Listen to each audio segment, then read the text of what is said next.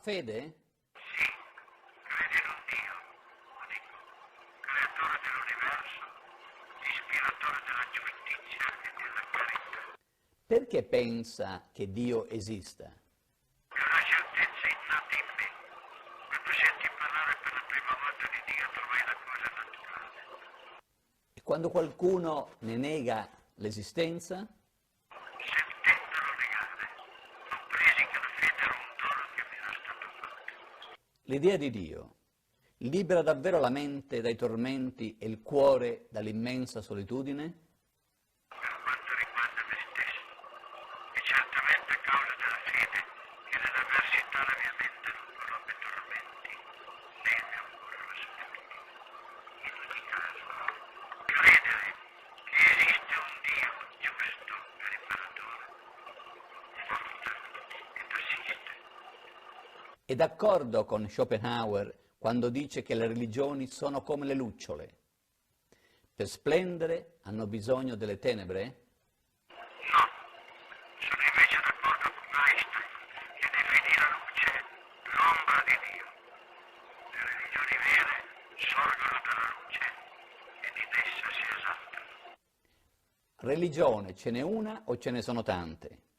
Tutte le religioni di ispirazione morale hanno le stesse finalità. Nella religione ci deve essere più moralità o più sentimento? Sentimento e moralità formano un tutto inscindibile. Crede ai miracoli? Sì, vi assisto frequentemente.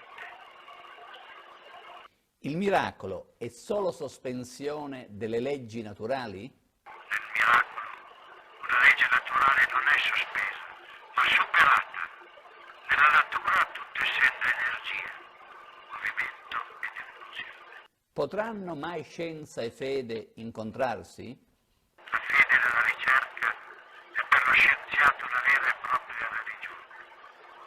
La fede in Dio per coloro che credono è pari alla fiducia che anima lo scienziato.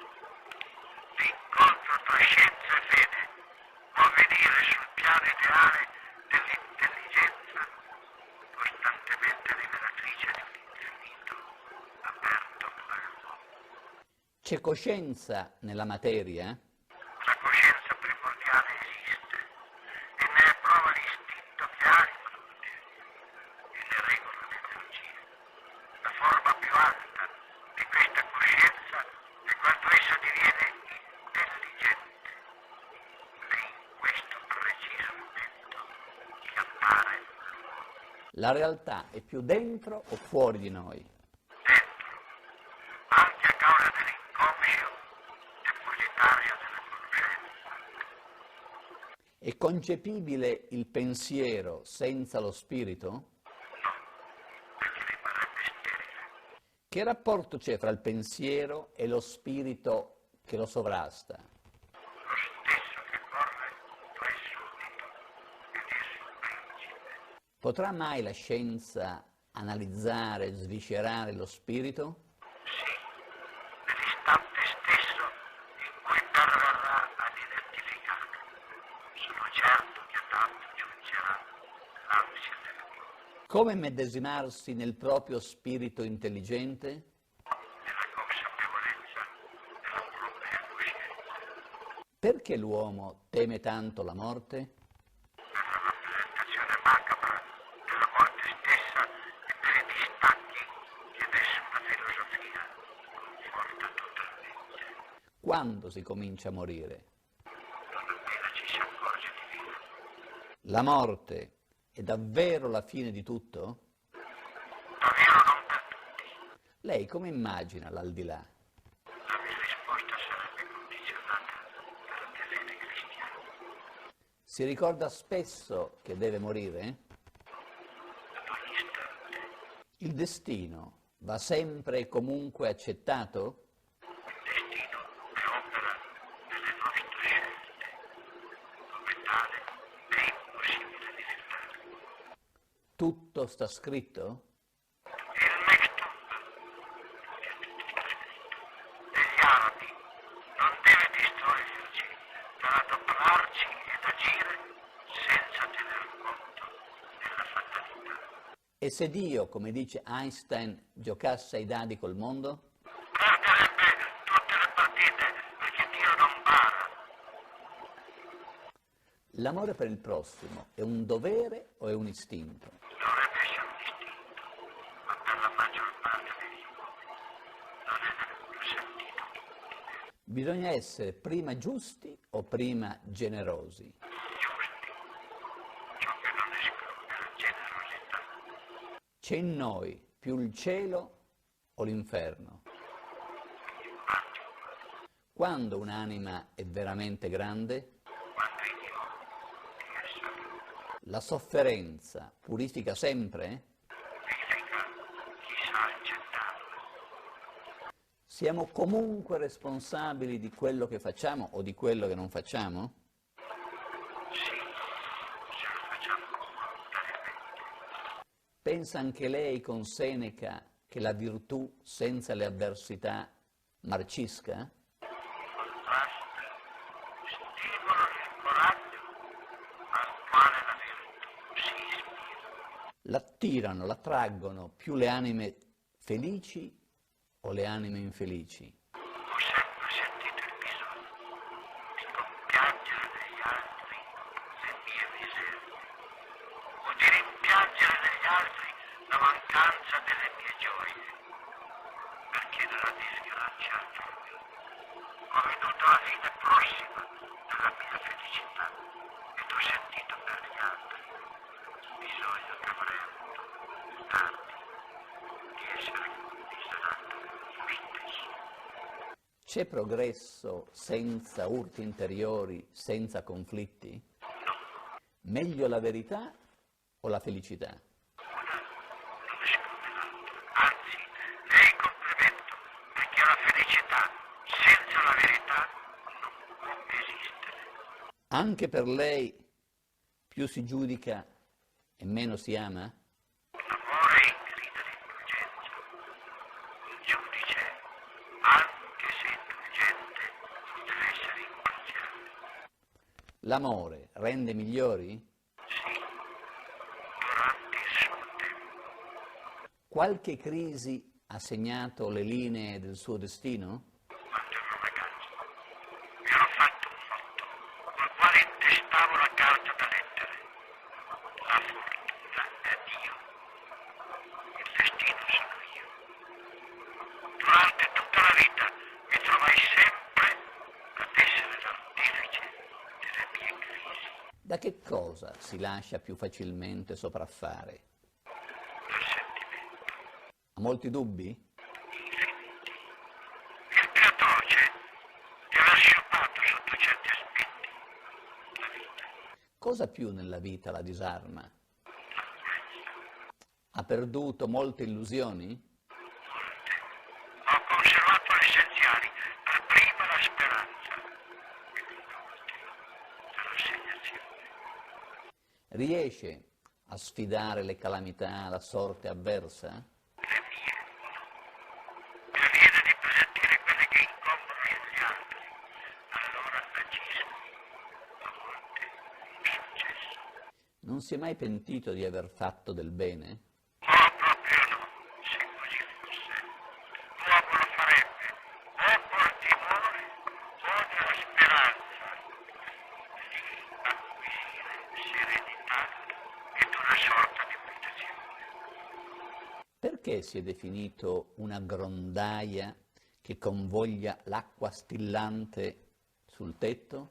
Perché sono cosciente di non possedere neppure ciò che dono. Lei non vuol sentirsi definire né un sensitivo, né un veggente, né un medium, né un taumaturgo. Ma che cos'è? Essere molto per la meno importante ma diverso. Le sue sono possibilità o facoltà? Possibilità. E hanno una base biologica? No, perché provengono dallo spirito. Sotto quali impulsi lei agisce? Quelli che mi dettano le circostanze. Mi viene di trovarmi improvvisamente impegnato in un senso infinito di disponibilità, impossibile descriversi. È una specie di tenerezza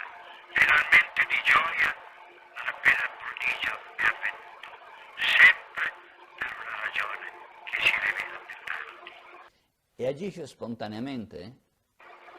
sempre. Fino a che punto lei è l'arbitro dei suoi poteri? Non essendo poteri, non posso esserne l'arbitro.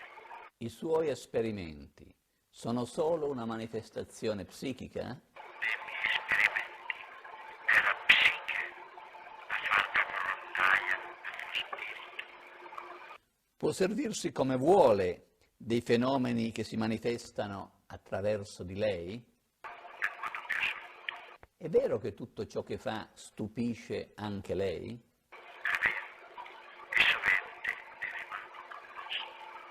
Ed è vero che quando si mette in comunicazione con gli spiriti intelligenti il suo peso fisico diminuisce? Non mi è mai avvenuto di mettermi in comunicazione con spiriti intelligenti, è una facoltà che non posseggo.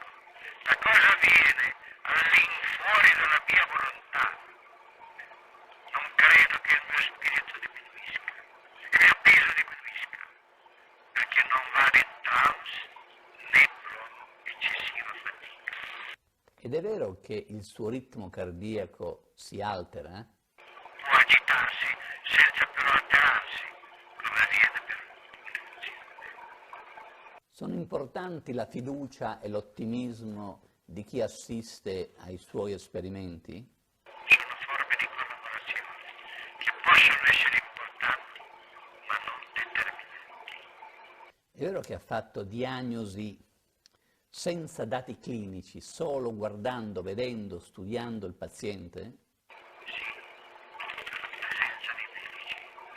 È vero che se certi suoi moniti fossero stati ascoltati ci saremmo risparmiati tante calamità?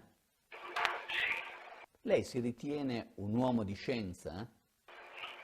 La sua conoscenza è già patrimonio della scienza di domani? è difficile stabilire i limiti della mia conoscenza, ma sono certo che la scienza che perverrà e li supererà. Sono trasmissibili e come i suoi poteri? Ho detto che non sono poteri, ma possibilità. Queste sono comprensibili attraverso un'attenta e umile intuizione della loro essenza. È sempre stato disinteressato? È una condizione sine qua non. Perché rifiuta i controlli, le verifiche? Perché i controlli presuppongono ciò che non posseggo, la facoltà di produrre fenomeni volontariamente. Questi non sono quindi irrepetibili.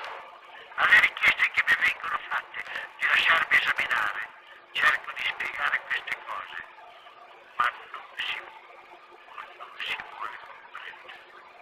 Si chiama in causa una scienza intransigente e preclusa verso ciò che non appare ammissibile, quando invece è proprio della scienza stessa, quella di essere aperta ai problemi che non sembrano offrire spunti per la ricerca.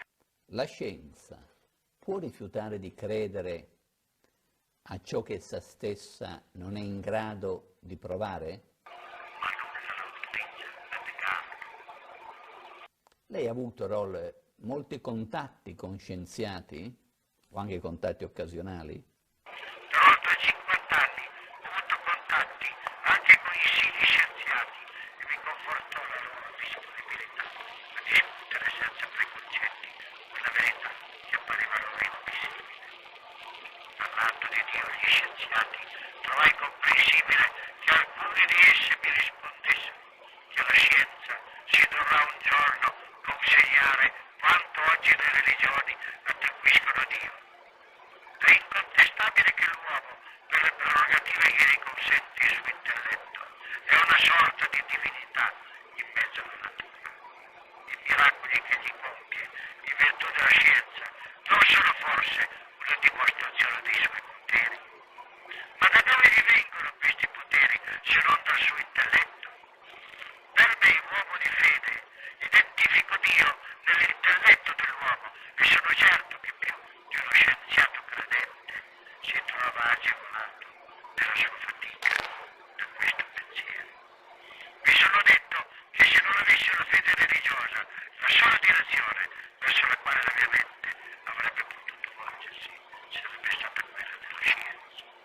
Lei cita spesso le Sacre Scritture, perché? Le Sacre Scritture apprendono all'uomo che Dio lo ha fatto a sua somiglianza, dotandolo di libero arbitrio, del senso di responsabilità, conferendogli la coscienza della sua alta ragione di esistere e di una raggiungibile immortalità. Ma a coloro che non credono a quelle scritture, perché non offrire il miracolo scientifico che è già l'anticipazione di quell'assoluto meraviglioso che segnerà il raggiunto apogeo della scienza? In fondo non si sente un eretico dicendo quello che dice, facendo quello che fa? Non mi sento un eretico né un illuso in questo tentativo di conciliare tanti pensieri discordanti e di aprire una via in alternativa al materialismo e di dare caso alla solitudine ed al terrore della morte. Confido che l'uomo alto vorrà continuare nella ricerca di mezzi idonei per avvicinare la scienza e lo spirito, ciò che oggi non è ancora possibile. La verità, secondo lei, alla fine trionfa? Sempre, ma senza limiti di tempo.